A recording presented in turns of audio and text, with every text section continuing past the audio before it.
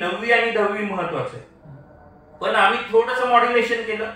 आम्ही 6वी ते 10वी महत्वाचं आहे असं पकडलं. 1st to 4th ह्याचं मॅथ्सचा एक लेवल आम्ही बिल्डअप करतो. तो कॅन्डिडेट 5th मध्ये जाताना त्याच्या अर्ध्या संकल्पना 4th मध्ये कम्प्लीट असतात. तो 5th मध्ये येतो. 5th मध्ये 6च्या कन्सेप्ट काही आम्ही क्लिअर आउट करतो. मी स्वतः असं समजतो की कोणत्याही शैक्षणिक संस्थेच्या डायरेक्टरनी म्हणा किंवा हेड पर्सननी ओन्ली मॅनेजमेंट मध्ये न राहता टीचिंग मध्ये येणं खूप गरजेचं असतं.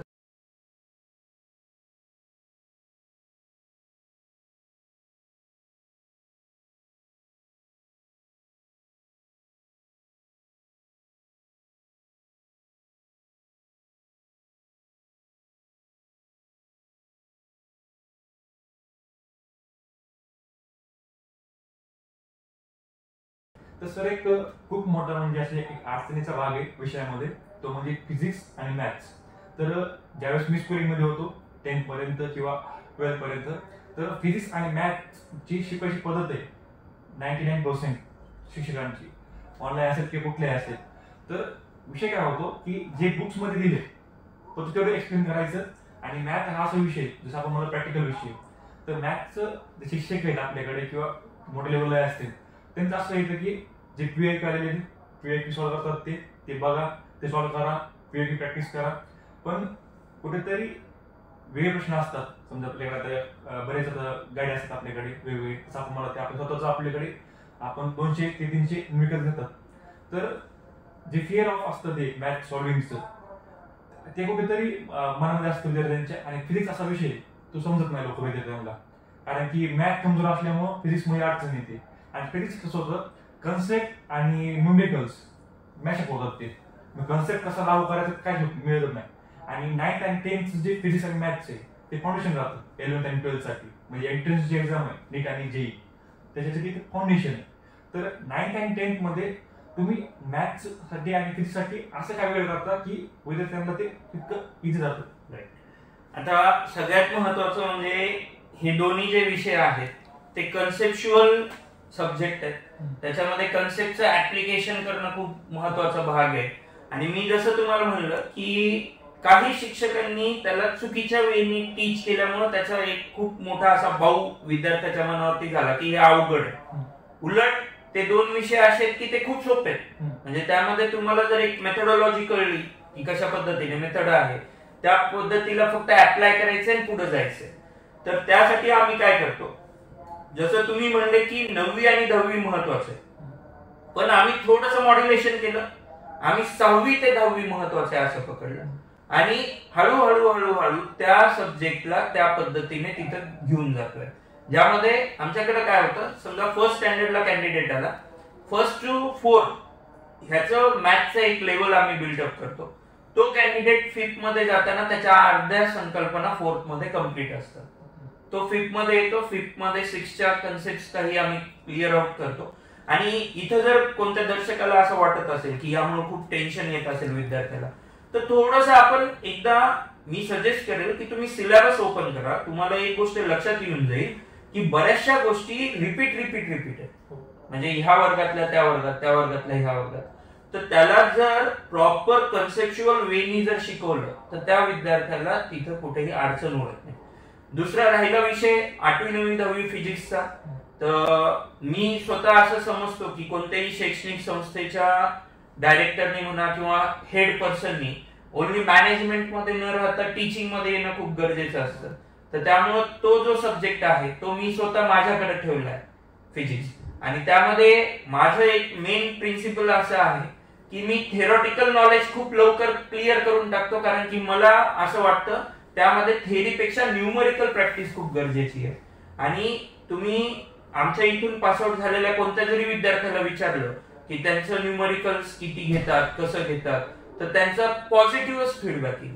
म्हणजे मी तुम्हाला हे एवढ्या कॉन्फिडेंटली ह्यामुळे सांगू इच्छितो की आम्ही एक बघितलंय, जो विद्यार्थी इथून जातोय त्याला पुढे काही अडचणी येतात का, तर त्या फेज नुसार आम्ही आमच्या कंटेंट मध्ये चेंजेस केले. विद्यार्थ्याला पुस्तकाच्या बाहेरचे न्यूमरिकल्स घेणं हा आमचा पहिला मोठा.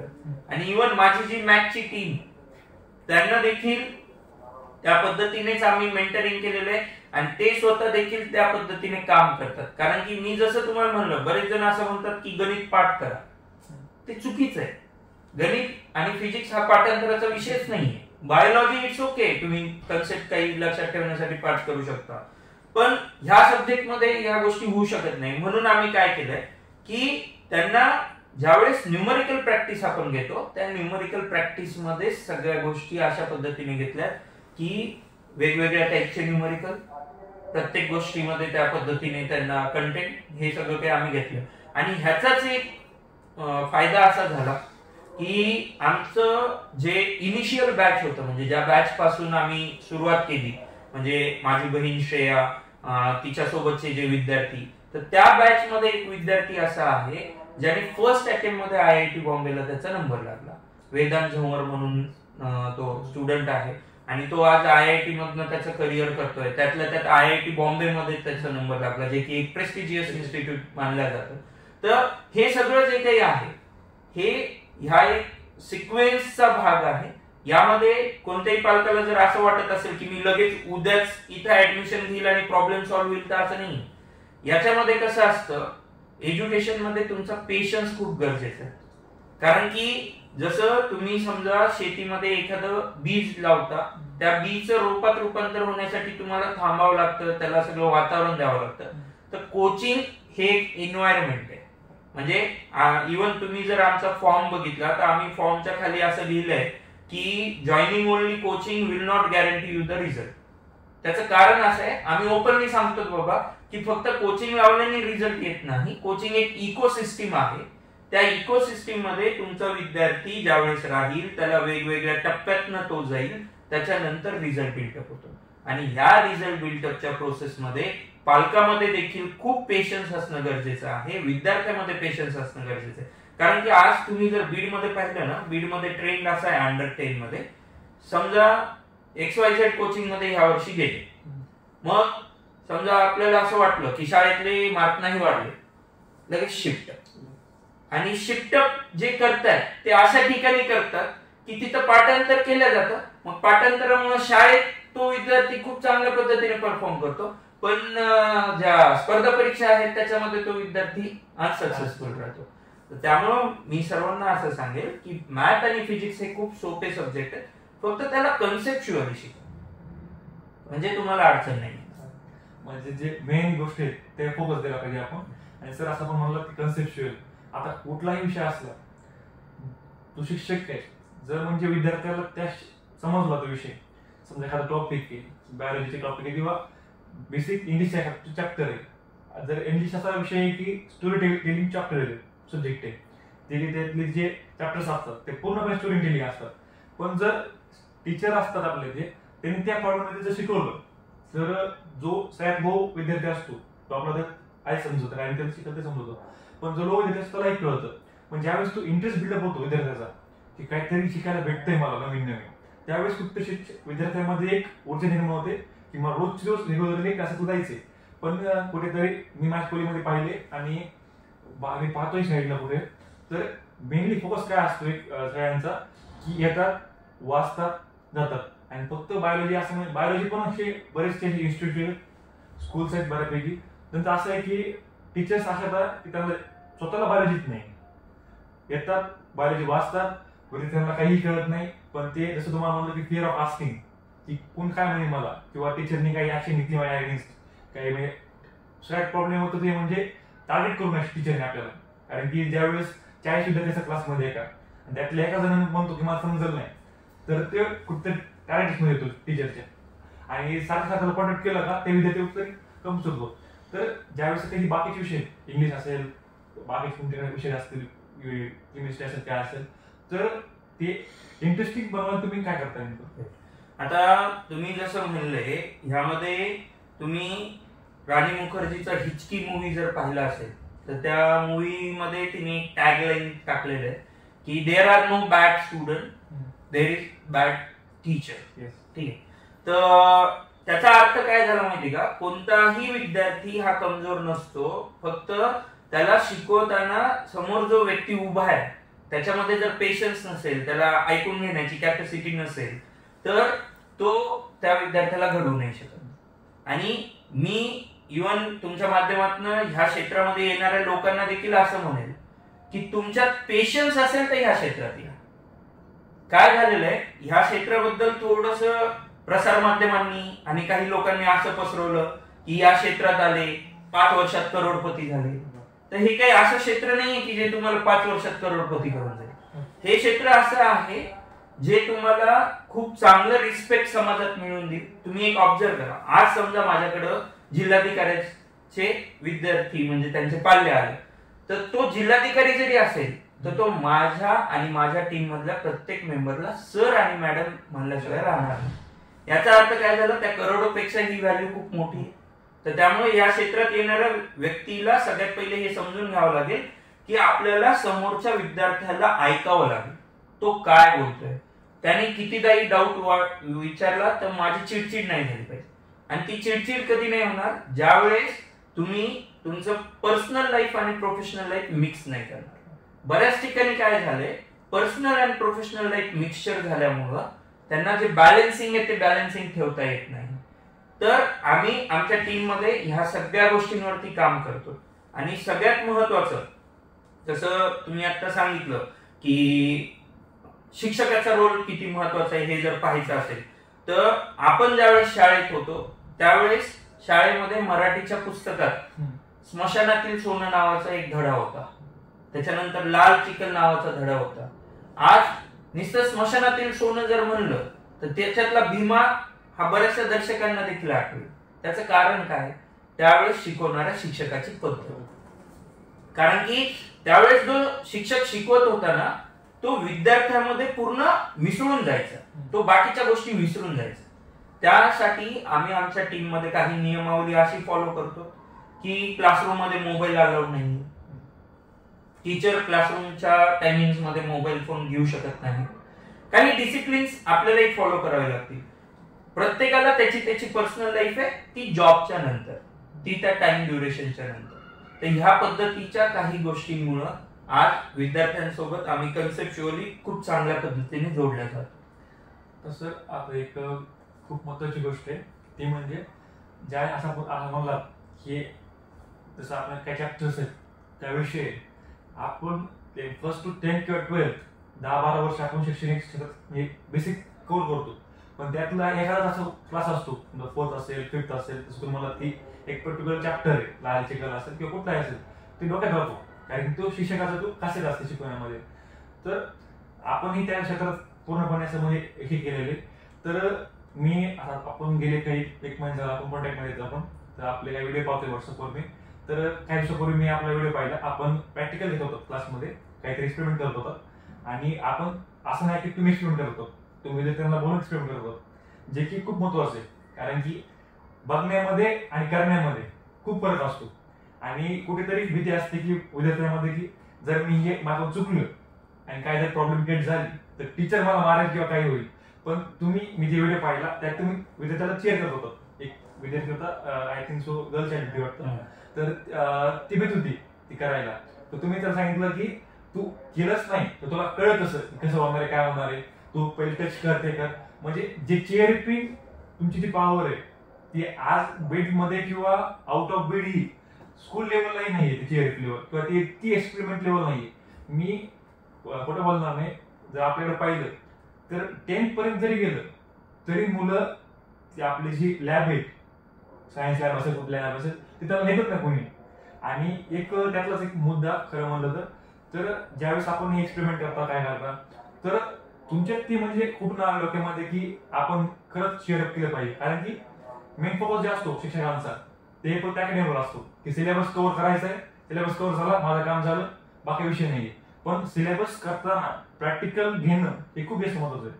कारण की असं आपण म्हणा एनसीईआरटी मध्येच प्रत्येक पेजवर एक एक्सपेरिमेंट दिलेला असतो की कुठला विषय असं ना की तुम्ही हे करून पहा आणि what the result you can see.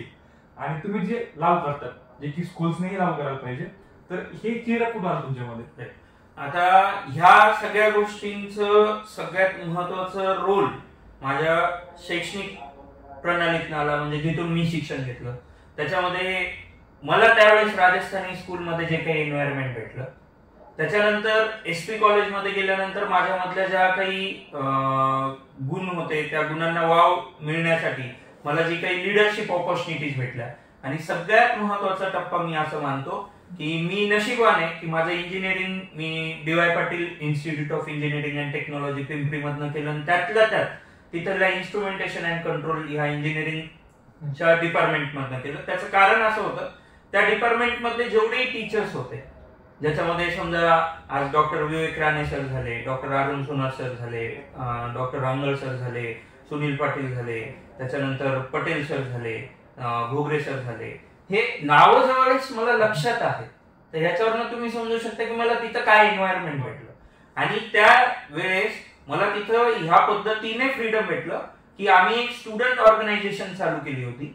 म्हणजे ती ऑर्गनायझेशन अगोदर पासून होती, फक्त ती स्लीपिंग मोड मध्ये होती. आम्ही थोडंसं त्याला ऍक्टिव्ह केलं आणि तिथं आम्ही 2 इव्हेंट्स स्टार्ट केलं ज्याचं नाव विश्वेश्वरय्या आणि इनोव्हिटा. त्यामध्ये आम्ही सगळ्या फ्रेंड्सनी मिळून हे सगळं काही केलं होतं आणि तिथं आम्हाला एक ऑब्झर्व झालं की शिक्षक जे आहेत ना आमच्यावरती रिस्पॉन्सिबिलिटी टाकतात, तर आम्हाला शिकायला भेटतंय आणि त्याचा फायदा मला कॅम्पस इंटरव्ह्यू मध्ये झाला. सेम गोष्ट तुम्ही माझे सायन्स एक्झिबिशनचे युट्यूबवरचे व्हिडिओज बघा, तुम्हाला एक गोष्ट दिसून येईल की तिथं स्टुडंट वरती रिस्पॉन्सिबिलिटी टाकली आहे. म्हणजे स्टुडंट सगळं काही इव्हेंट मॅनेज करतात. आज त्या इव्हेंट मध्ये जवळपास 10,000 व्हिजिटर्स व्हिजिट करतात.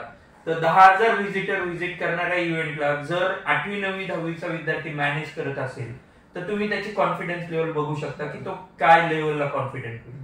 तर आम्ही थोडंसं मी जसं अगोदरही या व्हिडिओत सांगितलं की शिक्षणासोबत त्या विद्यार्थ्याच्या अदर कलागुणांना देखील वाव भेटला पाहिजे, ज्यामुळं उद्या चालून असं होऊ नये की नुसतं तो पुस्तकी किडाच झाला आणि त्याच्या लाईफ मध्ये त्याला डिसिजन मेकिंग नाही करता आलं.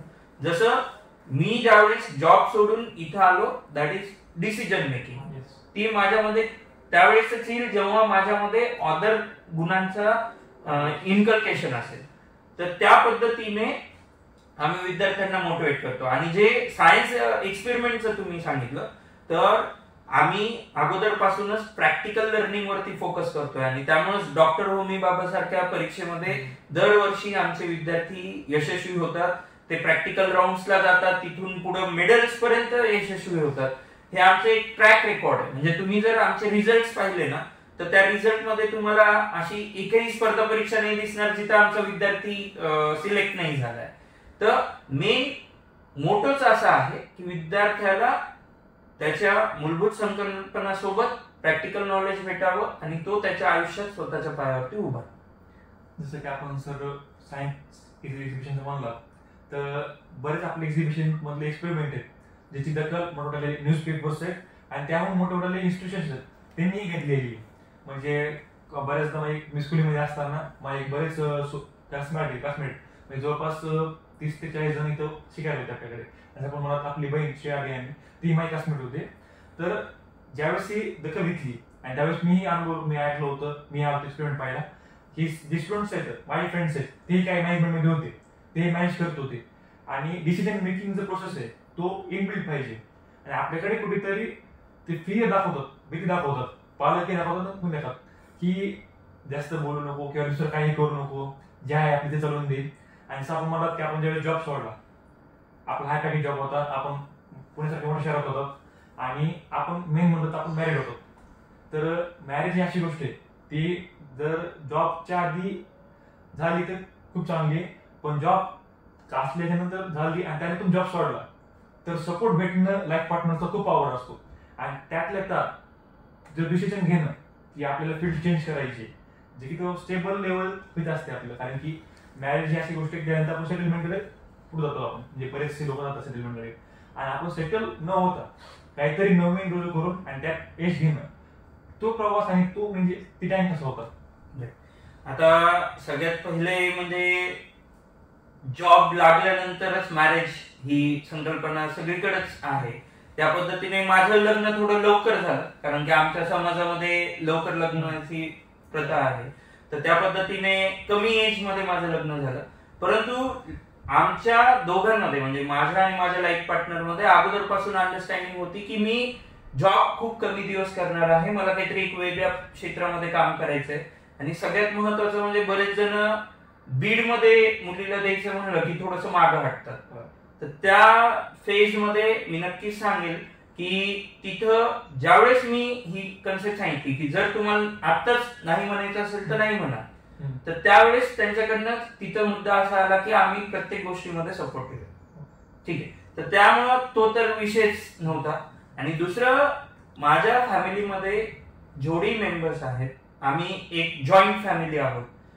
जवळपास 20-25 लोकांची आमची फॅमिली आहे. त्यामध्ये ज्यावेळेस जॉईंट फॅमिली असते तर जॉईंट फॅमिलीमध्ये प्रत्येकाचे इगोज कसं हँडल करणं आहे, त्याच्यानंतर प्रत्येकासोबत कशा पद्धतीने ट्युनिंग मध्ये राहणं आहे जेणेकरून परिवार एकत्र राहील, ह्या सगळ्या गोष्टी अगोदरपासून आम्ही बघितल्यात.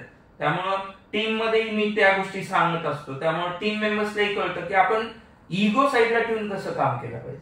कारण की जर तुमचा इगो मध्ये येत असेल तर तुम्ही लाईफ मध्ये कुठे जरी गेले तर सक्सेसफुल होऊ शकणार नाही. आणि ह्या सगळ्या गोष्टीमध्ये मला ह्या क्षेत्रामध्ये समाजातल्या प्रत्येक विद्यार्थ्याला, म्हणजे तुम्ही जर आज माझ्या कोचिंगचा रिव्ह्यू बाहेर पाहिला तर आजपर्यंत आम्ही असं नाही केलंय की विद्यार्थ्याकडे फीस द्यायला पैसे नाही आहेत आणि आम्ही त्याला बसू नाही दिलं किंवा आम्ही त्याचं एज्युकेशन पॉज केलं. आम्ही त्याला प्रत्येक ठिकाणी सपोर्ट केला. म्हणजे जेवढ्या एक्स्ट्रीम लेवलला आम्ही सपोर्ट करू शकतो तेवढ्या एक्स्ट्रीम लेवलला सपोर्ट केला. हे सगळं जे कला गुण माझ्यामध्ये आले किंवा त्या गुणधर्मांना मी जोडला गेलो, त्याचं 2 महत्वाचे कारण म्हणजे एक म्हणजे माझे आजोबा गंगाभिषणजी बियाणी आणि दुसरे म्हणजे माझे काका भगीरथ बियाणी. ह्या दोघांनी मनामध्ये एक बिंबवलं की आपण काम करतोय ह्या क्षेत्रात. अर्थार्जन करणं हा एक वेगळा भाग आहे, तो आपल्या चरितार्थासाठी आहे. परंतु कुठेतरी ह्या क्षेत्रात काम करताना विद्यार्थ्यांना अफोर्डेबल वेनी एज्युकेशन भेटणं, त्यांना क्वालिटी एज्युकेशन त्यांच्या परवडणाऱ्या फीस मध्ये भेटणं हा एक महत्वाचा मुद्दा आहे. आणि त्याच्यावरती आम्ही अगोदरपासून काम केलं. आणि तुम्ही एक गोष्ट लक्षात घ्या, माझ्या प्रत्येक डिसिजनला परिवाराने तिथं खूप महत्वाचा असा पाठिंबा दिला, म्हणून मी प्रत्येक गोष्ट करू शकलो. जसं मध्ये कोरोनाचा काळ आला, तो आमच्यासाठी खूप एक अडचणीचा काळ होता, कारण की त्या ठिकाणी ऑफलाईन एज्युकेशनचं भविष्य काय हे खूप महत्वाचं होतं. आणि ऑलरेडी आम्ही एवढी सारी इन्व्हेस्टमेंट करून बसलो होतो, तर कुठेतरी मनात एकदा भीती येऊ शकते. परंतु त्या फेज मध्ये देखील आम्ही काही निर्णय घेतले ज्याचा फायदा आज देखील आम्हाला होतो. जसं की आपण कोरोना टाइम, तर कोरोनामध्ये सगळ्यात जास्त डिमांड मध्ये आले ऑनलाईन क्लासेस. आणि त्यातले त्यात काही नामांकित क्लासेस आहेत त्यांची की फी एकदमच मिनिमल होती. पण त्यावेळेस असं 2-3 वर्ष एकदम असे ब्लँक गेले, कारण ऑफलाईन क्लासेस चालू करायचं 3 वर्ष तरी जमलं नाही, कारण स्कूल सुद्धा नव्हत्या. तर त्यावेळेस तो लो पॉईंट आला असेल तुम्हाला, कारण 3 वर्ष काहीच नसतं. तर आणि लो पॉईंट मधून कुठेतरी परत उभारी घेणं हे खूप मोठी गोष्ट असते, कारण की 3 वर्ष म्हणजे काही कमी कालावधी नाही. आणि बिझनेस लेवलने जर पाहिलं आपण तर 1 महिना जर जाऊन गेला तरी 2 महिना असतो, तो खचून जातो पूर्ण. आणि 3 वर्ष डाऊन राहणं आणि त्यात कॉम्पिटिशन एक इन्क्रीज होणं, ऑनलाईन क्लासेस तर पूर्ण फोर्स मध्ये येणं. कारण की त्यावेळी त्या टायमाला एकदम जो खेड्यापाड्यातला जो विद्यार्थी होता त्याचं ऑनलाईन क्लासेस काय ते समजले होते आणि तोही ते ऑनलाईन क्लासेस येत होता. तर त्यावेळेस कसं आपण मॅनेज केलं की ऑफलाईन कसं म्हणजे प्रोडक्टिव्ह राहील विद्यार्थ्यांसाठी. आता सर्वात प्रथम ज्यावेळेस कोरोना चालू झाला तर पहिले 10 दिवस तर सगळ्यांसाठीच गोंधळाचे होते, कारण की कोणाला काही कळतच नव्हतं की काय होईल कसं होईल. आमच्या टीमला आम्ही सगळ्यात पहिले सावरलं, म्हणलं ठीक आहे, ही एक अशी आपत्ती आहे ज्याला आपण इष्टापत्तीमध्ये कन्वर्ट करू शकतो. परंतु त्यावेळेस सगळ्यांचे पेशन्स खूप महत्वाचे होते आणि ते पेशन्स नक्कीच माझ्या प्रत्येक टीम मेंबरनी ठेवलेले आहेत. आणि त्यामुळे आम्ही ज्या काही गोष्टी आता मी पुढे सांगेल त्या करू शकलो. मग आम्ही चालू केलं की क्लासरूम मध्ये आमचे पहिल्यांदा इंडिव्हिज्युअल व्हिडिओ शूट केले. आमच्याकडे नॉलेज होतं, सगळ्या काही गोष्टी होत्या, पण त्यावेळेस कॅमेरा वगैरे त्या इन्व्हेस्टमेंट नव्हत्या. तर ते सगळं काही कंटेंट रेडी झालं. कंटेंट रेडी झाल्यावर आम्हाला लक्षात आलं की का ना आपण ह्या कंटेंटला आणखीन चांगल्या पद्धतीने रेकॉर्ड करू, जेणेकरून आपण पूर्ण भारतातल्या विद्यार्थ्यांना एक ऑनलाईन पर्याय देऊ. आणि त्यातनं आम्ही लर्नलिक्स नावाचा आमचा जे ब्रँड आहे त्या ब्रँडची सुरुवात केली. त्या ब्रँडमध्ये आम्ही काय केलंय, 5वी ते 10वीच्या विद्यार्थ्यांसाठी सायन्स, मॅथ, मेंटल ॲबिलिटी आणि इंग्लिश ग्रामर याचं पूर्ण कंटेंट रेकॉर्ड केलं. आणि जे कंटेंट रेकॉर्ड केलंय ते स्टुडिओ क्वालिटीचं आहे. त्याच्यामध्ये जेवढी टीचर्स आम्ही रिक्रूट केले, ते आजच्या डेटला भारतातल्या टॉपमोस्ट एडटेक कंपनी ज्या आहेत त्या टॉपमोस्ट एडटेक कंपनीमध्ये जॉब करणाऱ्या लोकांना आम्ही रिक्रूट केलं. त्यांच्यासोबत आम्ही म्युच्युअल अंडरस्टँडिंग मध्ये समोर गेलो आणि कंटेंट डेव्हलप केलं. त्या कंटेंटला तुम्ही जसं म्हणले की बऱ्याचशा मोठ्या मोठ्या कंपन्या खूप स्वस्तात कंटेंट देतात, पण मी आता माझ्या प्राइसिंगला जर सांगितलं तर तुम्ही नक्कीच आश्चर्यचकित होताल, कारण की त्या प्राइसिंग वरती आज कोणतीही कंपनी कंटेंट देऊ शकत नाही. आम्ही ₹1 1 दिवस म्हणजे ₹365 फक्त विद्यार्थ्याला भरायचे आहे. ₹365 त्या विद्यार्थ्याला पूर्ण ऑनलाईनचं लर्निंग आम्ही देतो. मान्य आहे की त्याच्यामध्ये आम्ही सध्याला लाईव्ह कंटेंट देत नाहीये, रेकॉर्डेड कंटेंट आहे. आणि मी आज देखील मानतो की लाईव्ह पेक्षा रेकॉर्डेडच ऑनलाईन साठी खूप चांगलं राहील. त्याचं कारण असं, विद्यार्थी त्याच्या टायमिंग नुसार कंटेंट बघू शकतो. आणि येणाऱ्या शैक्षणिक वर्षापासून आम्ही त्याच्यामध्ये आणखीन एक गोष्ट ऍड करतोय की जर कोणत्या विद्यार्थ्याला प्रिंट व्हर्जन आमच्या मटेरियलचा हवा असेल त्या ऑनलाईन कंटेंट सोबत, तर त्याला फक्त ₹1000 पे करायचे. ₹1000 त्याला print version with online content भेटून जाईल. पण आजही आम्ही प्रत्येक गोष्टीने जरी परिपूर्ण असलो तर माझं म्हणणं आहे की ऑनलाईन लर्निंग हे फक्त एक कॉम्प्लिमेंट होऊ शकतं. It will not be a substitute. Offline learning जे आहे त्याच्यामध्ये जे फील बाकीच्या गोष्टी येतात, तर आमचं जे ऑनलाईन सोल्युशन आहे त्याचं कॉस्ट कमी ठेवण्याचं कारण असं आहे, विद्यार्थी कुठे ना कुठं ऑफलाईन मध्ये कनेक्टेड आहे. तो आमच्या ऑनलाईन कंटेंटला कनेक्ट ह्यासाठी होईल की त्याला ज्या स्पर्धा परीक्षेच्या गोष्टी तिथं भेटत नसतील तर कॉस्ट इफेक्टिव्ह आहे. जसं तुम्ही जर आता 11-12 मध्ये पाहिलं तर फिजिक्सचा क्लास कुठे जरी लावलेला असला तर फिजिक्स वालाचं सबस्क्रिप्शन विद्यार्थ्याकडे आहे, राईट. तर आम्ही अंडर 10चं फिजिक्स वाला बनवू इच्छितो, म्हणजे सरळ सोप्या भाषेत, जेणेकरून अंडर 10 मध्ये भारतातला विद्यार्थी हा कोणत्याही क्लासला राहिला तर त्याच्याकडे माझं ऑनलाईन सबस्क्रिप्शन असेल, जेणेकरून तो त्या फेज मधनं जाईल आणि त्याला त्याच्या कंटेंटचं जे काही नीड आहे ती नीड सॅटिस्फाय होईल. खरंच म्हणजे आता मी पहिल्यांदा ऐकलं किंवा पहिले मला समजलं की तुमचे जे चार्जेस आहेत ऑनलाईन क्लासेसचे ते खूपच म्हणजे कमी आहेत, खूपच कमी आहे. ₹365 सध्या काहीच येत नाहीये. आणि जे मल्टी नॅशनल असतात ते फिजिक्स वाला तुम्ही नाव घेतलं, ते इतके मल्टी लेवल जाऊन नाही, ते तितके डाऊन लेवल येऊ शकत नाही.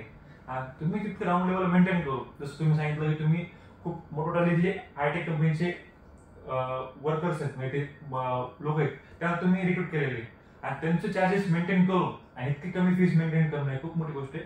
तर थोडा एक पर्सनल क्वेश्चन आहे, तो म्हणजे एक क्वेट आहे, खूप मोठा क्वेट आहे. To be successful outward you should be silent inward. आणि इनवर्ड सायलेन्स जे येतं ते तर फॅमिली सपोर्टने आणि मेंटल सपोर्टने. आणि मेन जसं मला तुमचं लग्न खूप लवकर झालं आणि तुमची फॅमिली 20-25 जणांची फॅमिली आहे, ती खूप मोठी फॅमिली आहे. सध्या तरी सापडत नाही एवढी फॅमिली आपल्याला. आणि कुठेतरी प्रत्येक मुलीची सध्या तरी अशी इच्छा आहे, मी जे काही सोशल मीडिया माध्यम पाहतोय किंवा जे काही कॉन्ट्रॅक्ट ते पाहतोय मी, प्रत्येकाची अशी इच्छा आहे की त्यांना सासू-सासरे नको असतं. आणि तुमचं फॅमिली 20-25 जणांची फॅमिली आहे. आणि जर सासू-सासरे जरी असले तरी कुठेतरी काय असतं की ती एक ट्युनिंग असते, आज हे बोलले ते बोलले, म्हणजे जेव्हा आपण काम सोपून घेतात ना तुम्ही, तर तुम्हाला ते थोडे म्हणजे ऐकावं लागेल, त्या गोष्टी समजून लागते. तर इनर पीस जेव्हा होतो लाईफ पार्टनर म्हणून येतो, तर तुमचे जो सक्सेस आहे त्यात तुमच्या लाईफ पार्टनरचा काय रोल देणार? ह्या प्रश्नाचं उत्तर देण्याच्या अगोदर मी आणखीन एक मुद्दा इथं ऍड करेल. ज्या कोविड-19च्या काळात आम्हाला बऱ्याचशा लोकांनी मेंटली आणि बाकीच्या गोष्टींनी सपोर्ट केला, त्यांचा देखील मी इथं उल्लेख नक्की करू इच्छित. त्याच्यामध्ये आमच्या परिवारातले सदस्य सुहासरावजी लवळकर, त्यांनी खूप चांगल्या पद्धतीने आम्हाला तिथं सपोर्ट केला. त्याच्यानंतर आम्ही ज्या दोन्ही आमच्या ब्रँचेस आहेत त्या ब्रँचेसचे जे ओनर्स आहेत, समजा जागा मालक ज्याला आपण म्हणतो, अनिलजी गायकवाड आणि सुशीलजी कासट, यांनी देखील आम्हाला खूप चांगल्या पद्धतीने तिथं सहकार्य केलं, जेणेकरून आम्ही पुढे जाऊ शकलो त्या फेज मधनं. आणि सगळ्यात महत्वाचं कोणत्याही बिझनेसला असतं ते म्हणजे एक फिनान्शियल इन्स्टिट्यूट, तर त्याचा बॅकअप. तर त्या फिनान्शियल इन्स्टिट्यूट मध्ये आमच्या ज्या बँकिंग सेक्टर्स मध्ये आम्ही ज्या बँक सोबत काम करतोय, ज्याच्यामध्ये कॅनरा बँक आणि पूर्णवादी बँक, त्यांचं देखील आम्हाला खूप चांगलं असं पाठबळ भेटलं. त्यामुळे आम्ही इझिली त्याला पास ऑन करून गेलो. त्याच्यानंतर आता मी येतो जो आत्ताचा प्रश्न होता की माझ्या लाईफ पार्टनरचा याच्यामध्ये रोल कसा आहे. तर माझ्या लाईफ पार्टनरचा रोल सगळ्यात महत्वाचा या ठिकाणी येतो की ज्यावेळेस आमची जॉईंट फॅमिली आहे तर तिथं वेगवेगळ्या इव्हेंट्स अटेंड करणं आहे किंवा बऱ्याचशा गोष्टींना हँडल करणं आहे. घरात गेस्ट वगैरे येतात तर त्या ठिकाणी आमच्या घरामध्ये एक खूप क्लिअर कट अंडरस्टँडिंग आहे की आजही मॅक्सिमम गोष्टी माझ्या आई आणि वडील हे दोघं अटेंड करतात, बाकी माझे काका वगैरे ते अटेंड करतात. आमच्यापर्यंत त्या गोष्टी आल्याच नाही आणि आल्या जरी असतील तर बऱ्याच वेळेस आमचं अंडरस्टँडिंग असं आहे की माझ्या लाईफ पार्टनरनी ते अटेंड करून घ्यावं. म्हणजे मी ह्या क्षेत्रामध्ये आल्यापासून माझ्या लाईफ मधल्या काही गोष्टींना अजून तेवढा वेळ देऊ शकलो नाही. जसं मला मूवीचा खूप क्रेज आहे. इंजिनिअरिंगला असताना जॉब करत असताना मी एव्हरी वीक मूवी बघत होतो, परंतु आता कुठेतरी एक कंटेंट डेव्हलपमेंट आहे, बाकीच्या गोष्टी आहेत, त्यामुळे त्या गोष्टींना वेळ देणं होत नाही. पण येणाऱ्या काळामध्ये नक्कीच त्या गोष्टींमध्ये परत इन्व्हॉल्व्ह होण्याचं इंटरेस्ट आहे. आणि लाईफ पार्टनरचं अंडरस्टँडिंग असं आहे की आपण ज्यावेळेस मला स्वतःला 2 समजा चाइल्ड आहेत, एक मुलगा एक मुलगी आहे, तर आपण आपल्या 2 चाइल्डला डेव्हलप करण्याच्या सोबत सोबत जर आपण हजारो विद्यार्थ्यांना घडवू शकत असतो तर त्याच्यावर मोठी गोष्ट कोणती होऊ शकत नाही. हे बॅक ऑफ माइंड क्लिअर असल्यामुळं घरात हे बघा कोणतंही घर आहे तिथं भांड्याला भांडं जरी लागत असेल तर त्याला घरातल्या घरात कसं ठेवणं आणि ते सायलेंटली घरामध्ये कसं मिटवून घेणं हे ते स्किल जर आलं तर तुम्ही जॉईंट फॅमिली म्हणून राहू शकता. तर ह्या ठिकाणी घरातल्या प्रत्येक मेंबरचा माझ्या लाईफ पार्टनरला सपोर्ट आहे आणि ती देखील त्यांच्यासोबत मॅचअप होऊन राहते. तर त्यामुळं काय होऊन जातं की आमची जी फॅमिलीची युनिटी आहे ती एक अनब्रेकेबल युनिटीच्या वेनी आम्ही जातो. आमच्या फॅमिलीमध्ये खूप मोठा आघात झाला, सडनली माझ्या काकांचं डेथ झालं, तर त्या सगळ्या फेज मधनं फॅमिली फक्त युनायटेड असल्यामुळे समोर त्याला फेस करू शकली किंवा पुढं पास ऑन होऊ शकली. आणि माझ्या आयुष्यामध्ये एक ड्रीम आहे की जसं आज देखील काकांच्या बद्दल हजारो जण खूप पॉझिटिव्ह बोलतात की तो माणूस आज पाहिजे होता, त्या माणसाने आमच्यासाठी हे केलंय ते केलंय, तर उद्या मी शैक्षणिक क्षेत्रात ऍटलिस्ट पालकांच्या विद्यार्थ्यांच्या मनात ह्या गोष्टीसाठी नक्कीच ओळखल्या गेलो पाहिजे की त्या सरांमुळे आमचं जे बेसिक क्लिअर झालं त्याच्यामुळे आज ह्या ठिकाणी आहोत. तर हे बॅक ऑफ माइंड क्लिअर असल्यामुळं मी दुसऱ्या क्षेत्रात माझं करिअर करण्याचंही काही प्लॅनिंग नाही. नाहीतर तुम्ही ऑब्झर्व केलं असेल बरेच जण असे असतात हजारो बिझनेसेस चालवतात किंवा खूप साऱ्या गोष्टी करतात. माझं असं आहे की क्लास एक क्लास, एज्युकेशन एक एज्युकेशन, दुसरीकडे डोकंच लावायचं नाही, दुसरीकडे इन्व्हेस्टमेंट करायचे नाही. तर त्या पद्धतीने त्याच्यामध्ये इन्व्हॉल्व्ह झाल्यामुळं मी विद्यार्थी आणि पालकांसोबत खूप इझिली कनेक्ट होऊ शकतो आणि त्यामुळे माझा फॅमिली बॅलन्स टिकून आहे. कारण की माझं जे वर्क आहे ते एक स्ट्रक्चर्ड वेनी वर्क आहे. आता थोडेसे चेंजेस मी माझ्यामध्ये केले की डेली एक्सरसाइज रुटीन मी फॉलो करतोय जेणेकरून माझं स्वतःचं माइंडसेट पॉझिटिव्ह राहील. तर त्या पद्धतीने मी स्वतःमध्ये काही चेंजेस आणले. मी हे नाही म्हणत की तुम्ही एकदम वर्कहोलिक व्हा. ऍक्च्युली तुम्ही नारायण मूर्ती आणि L&T इन्फोटेकचे जर स्टेटमेंट्स ऐकले असतील तर ठीक आहे, ते बोलताना त्यांचं थोडंसं मे बी वेगळ्या पद्धतीने घेतलं गेलं असेल, पण त्यांचं म्हणणं असं आहे की ज्यावेळेस तुम्ही वर्क करताय त्यावेळेस फॅमिली जर त्याच्यामध्ये इन्कल्केट करत असतात तर it will hamper quality, right. आणि ज्यावेळेस फॅमिली सोबत आहे त्यावेळेस जर वर्क त्याच्यामध्ये मिक्सअप करत असतात तर त्यावेळेस ते पण हॅम्पर होईल. तर बेटर वे वर्क कम्प्लीट करणे, टाइम मध्ये वर्क कम्प्लीट करणे हा एक खूप मोठा फंडा मी स्वतः फॉलो करतो.